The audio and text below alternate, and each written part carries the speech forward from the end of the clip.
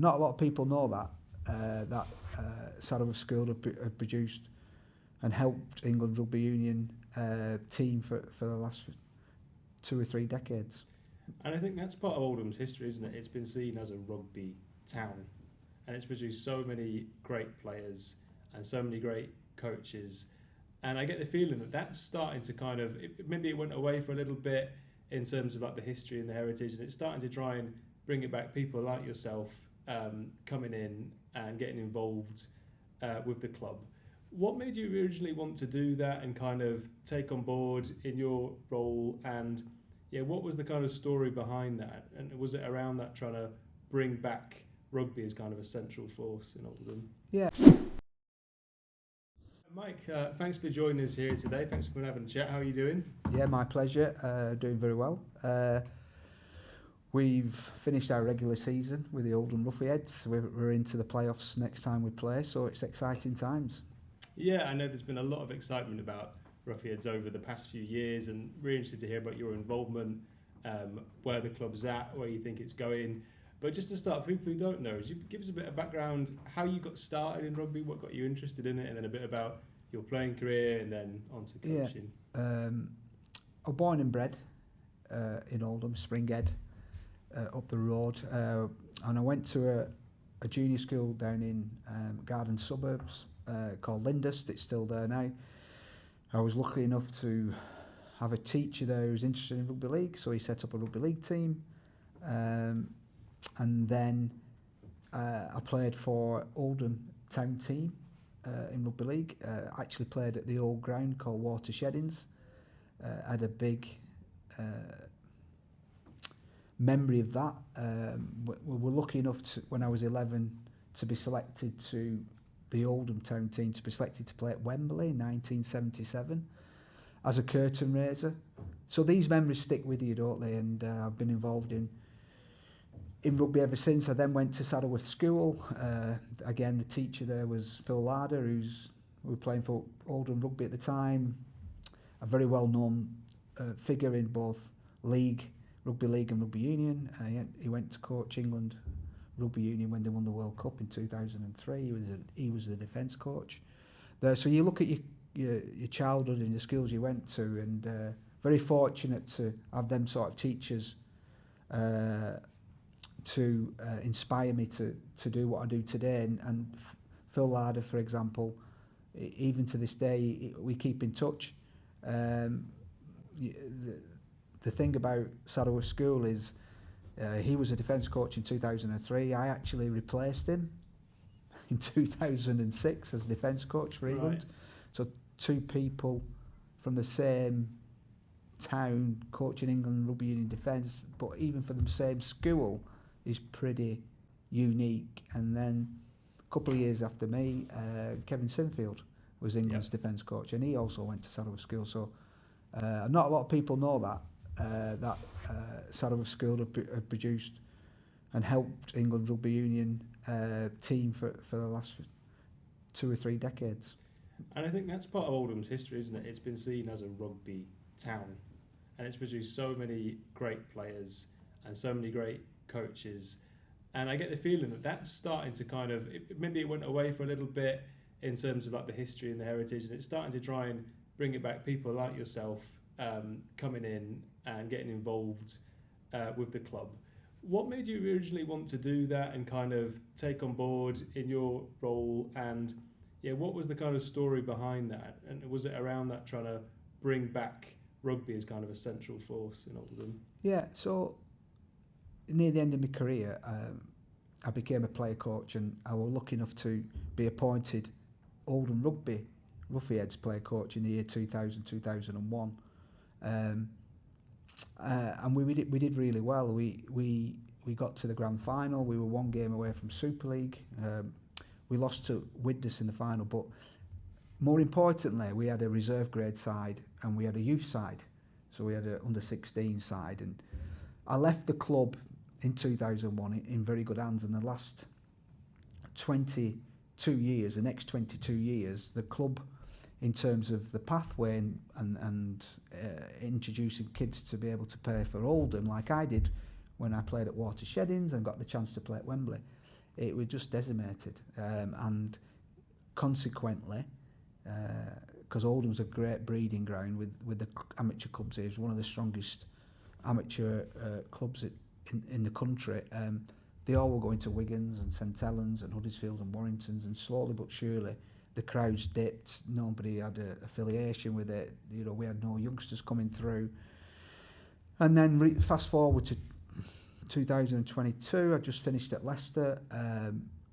I'd come back, and when I say I come back to Oldham.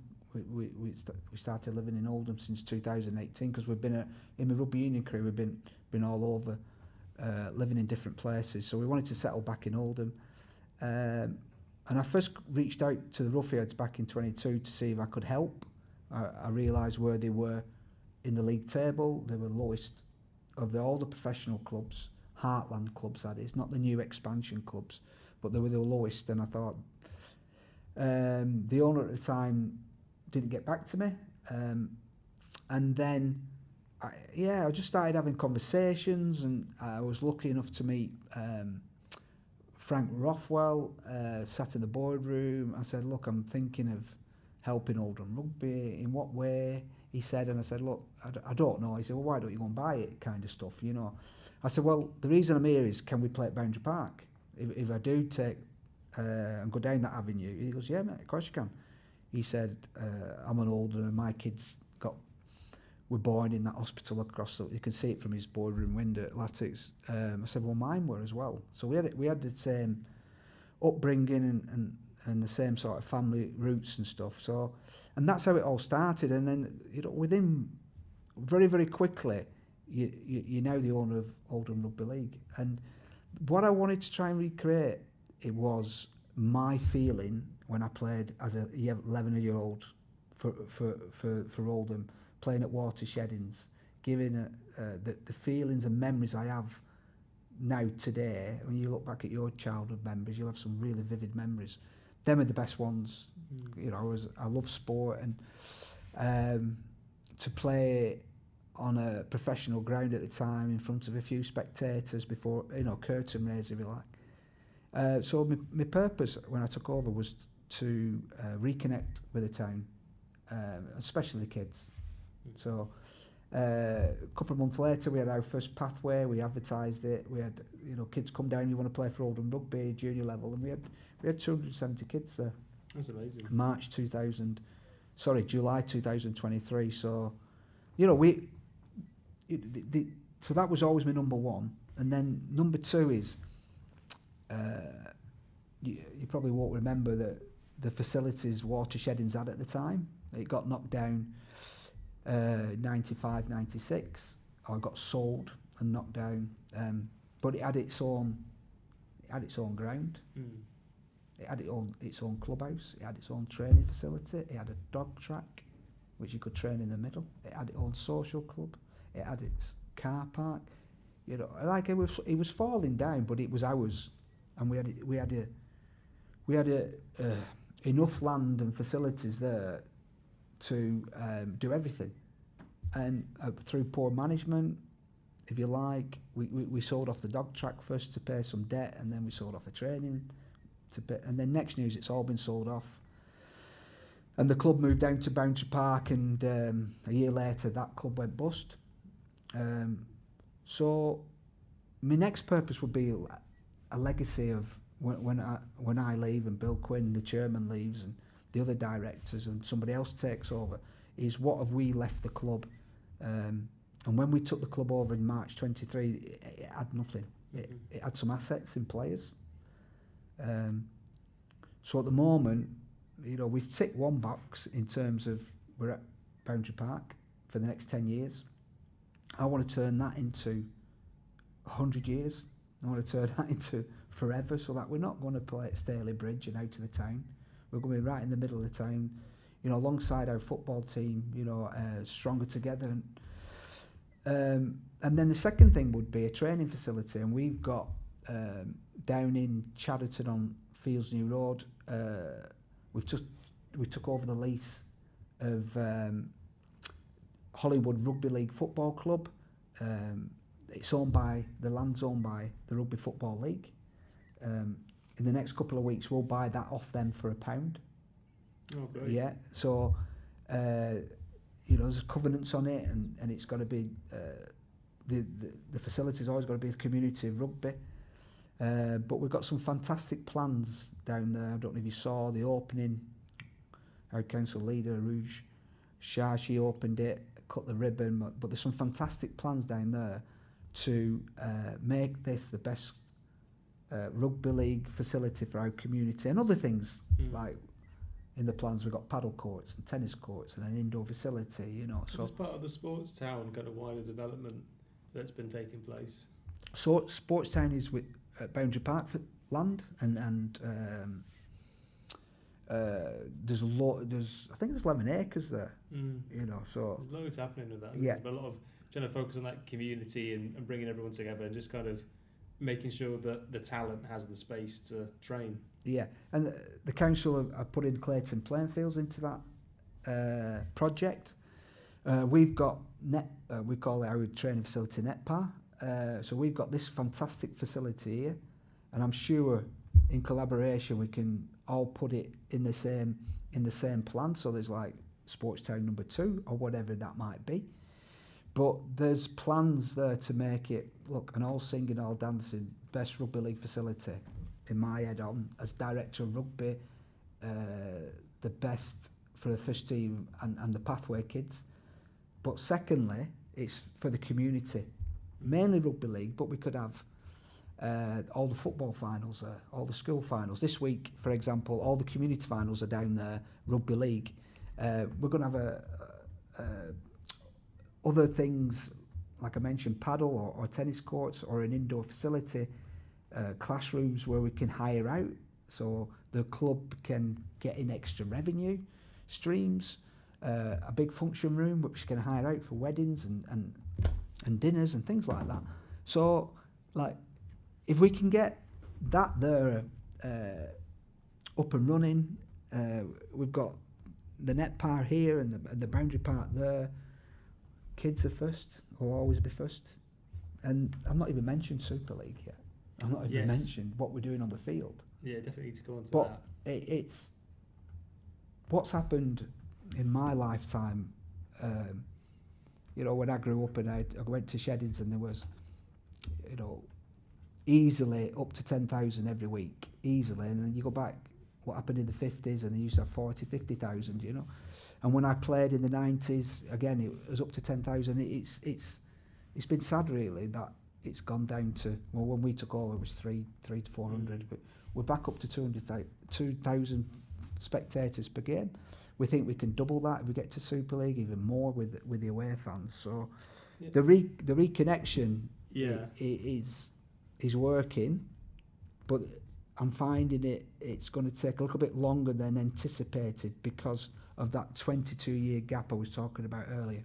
Yeah, so that's something I want to talk about as well. So we actually had Frank in here a few months back, and you could tell through just his excitement, his getting involved with Latex and purchasing it, and it's nice to see on the rugby side of things that's been mirrored as well. I'm actually from Leeds originally, so I'm sorry to say I'm a Rhinos fan. I grew up watching Leeds Rhinos, so I know what it's like watching your team, you're doing well, and then it drop off a bit, and wanting to keep that momentum going and growing the club and the excitement when people attend games. And it's been clear to see since you and the other owners got involved in 2023. I mean, the improvement in performance, straight away, has been incredible. Talk a bit about that. I don't know how much you can say in terms of, getting into the detail on like how you've managed to do that, or if it's the staff or it's the players, but what do you think goes into getting the team from there to where you are now and then eventually, hopefully, to the Super League as well? Yeah, it's a combination of a lot of things. I think money helps. I've always said, if you want to be a good coach, get good players. And good players cost money. It's a bit more complex than just getting the best player, because you have to have balance in your team and good characters and fantastic culture and environment.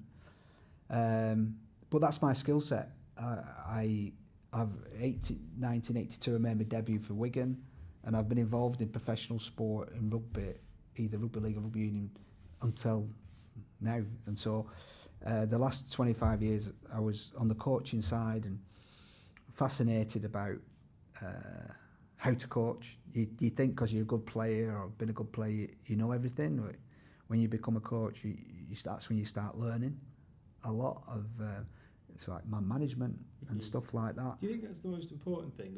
If you had to break down, like, you know, the tactics, the actual sports side to the people management, what do you think the balance is there in terms of how to get the most out of a team? Is it 50-50? Yeah, so look, as a coach, you need to know your onions. Yeah, you need to know when a player asks you, where do I stand in this scrum setup, or what happens if if they've got 5 on the right hand side with a 20 metre short side. What do we do? You need to know, because you soon get found out. Yeah. But that's, I reckon, is about 20% of coaching. Right. Yeah. So the other one is inspiring the player, motivating the player. Getting the best out of the player every single training session. If you think of a season and you think of how many training sessions you would do in a season, how the players, in our case, are working during the day and then travelling on the M62, most of them coming into Oldham, you know, that it's like 6 o'clock, so they've not eaten since lunchtime, so they're hungry and, you know, just want to have a good feed and probably go to bed. And then, you know, you as a coach then has to talk to them and inspire them to, on a Tuesday night when it's raining, like, this is what we need to do tonight, boys. Do you know what I mean? So it's difficult, but the one thing you want from your team every week is that they give the best. Sometimes your best is not good enough, but you want them to compete every single week. Now, like I've just said, they might not win, and be able for you to be able to do that, your motivation side of man management and getting the players to be up for it for the game, as well as having all the tactical and all the physical prep right, is the main one for me. So obviously that's had great results.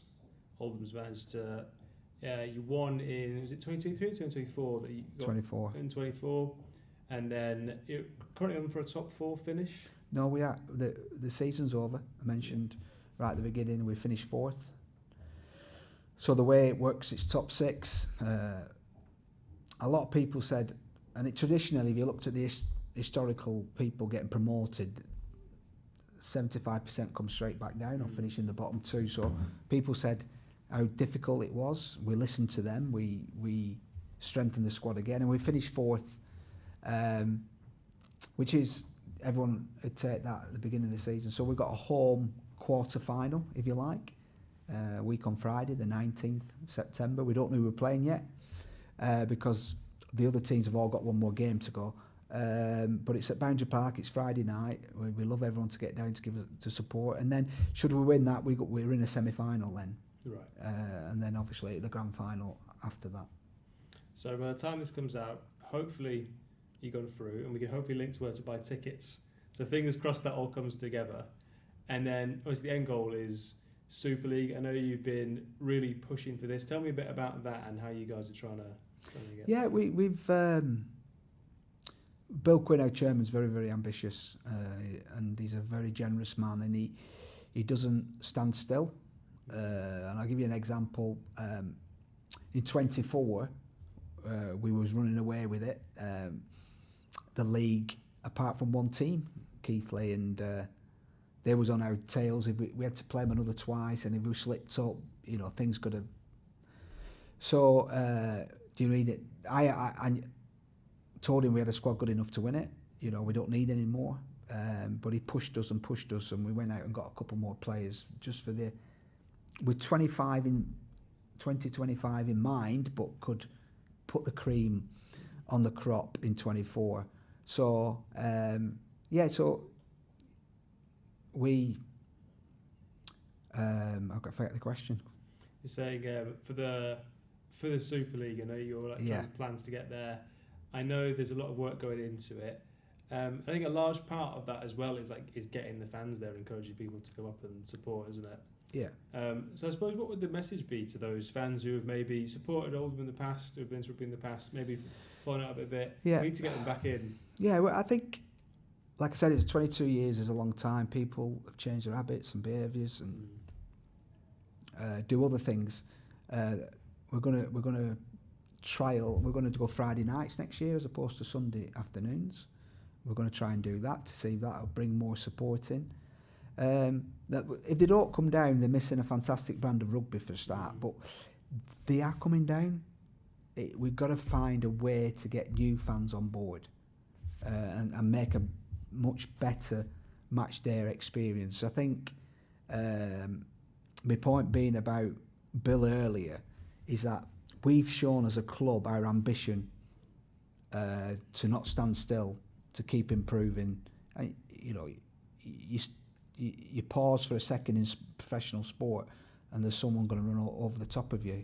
Even if you're on the right track, you're going to get smashed. So we were very, very ambitious within ourselves in the boardroom, what we talk about, but we never really publicly mentioned Super League. But of course, clearly, we want to try and win every game, and if you do, you probably get to Super League. So, but what's happened since about 6 weeks ago, beginning of August, the Super League have changed the plans from 12, and they're going to promote 2 teams from the Championship. So the Super League's going to go from 12 to 14, and you have to apply to be that 13th or 14th team, and we are in the middle of our Super League bid now, so we are applying, we've shown our intent. It's got to be in on Friday, the 12th of September, so I don't know when this podcast goes out, but and you've got to meet 2 criteria points. Is one, the financial sustainability. The second one is your playing team that you could potentially put out in 26 in Super League. Would it be competitive? So we're doing that as we speak. The results or the when they tell you who's won the bid, it'll be on the 16th of October. And if we're lucky enough, then it'll be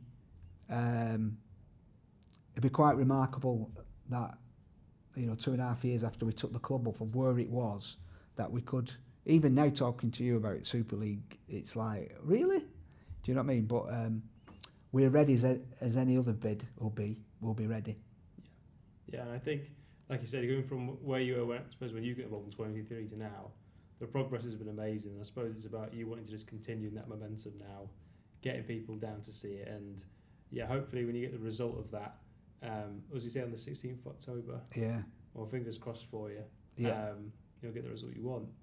Is there anything you'd like to say to the fans? Anything you'd like to kind of promote or get out there to tell people around coming down?